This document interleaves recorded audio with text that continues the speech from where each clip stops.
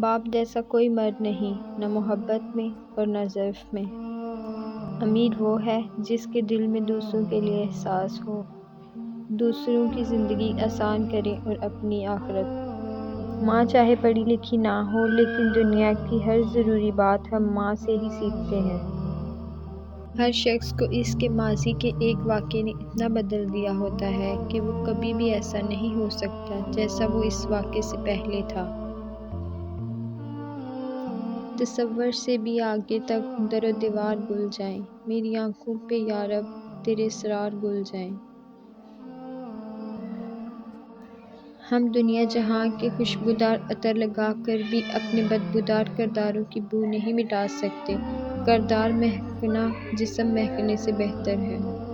رشتوں کی رسی کمزور تب ہوتی ہے جب انسان غلط فہمی میں پیدا ہونے والے سوالوں کا جواب بھی خود ہی بنا لیتا ہے۔ ہمیشہ خوش رہا کرو، کیونکہ یہ بہترین انتقام ہے ان لوگوں سے جو آپ کو اداس دیکھنا چاہتے ہیں۔ میری مانو تو چھوڑ دو ان کو، وہ جو کہتے ہیں کہ تم ضروری ہو۔ یہ ضرورت بھی پوری ہو گئی تو پھر کہیں گے تم مجبوری ہو۔ سب سے برا وقت وہ ہے جب تمہارے غصے کے خوف سے تمہارے ماں باپ اپنی ضرورت اور نصیحت کرنا چھوڑ دیں۔ زندگی کی کتاب کے سب اوراق ہمارے مطابق نہیں ہوتے، بس کوئی ایسا ورق سامنے آ جائے جس میں راحتیں نہ ہوں تو صبر کریں۔ ہمیشہ زندگی اس طرح بسر کریں کہ دیکھنے والے تمہارے درد پر افسوس کی بجائے تمہارے صبر پر رشک کریں۔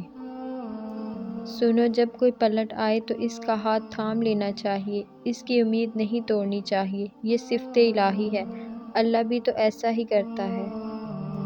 ٹھیک ہوں، یہ تو ہم کسی سے بھی کہہ سکتے ہیں، لیکن پریشان ہوں کہنے کے لیے کسی بہت خاص کی ضرورت ہوتی ہے جو ہر کسی کو دستیاب نہیں۔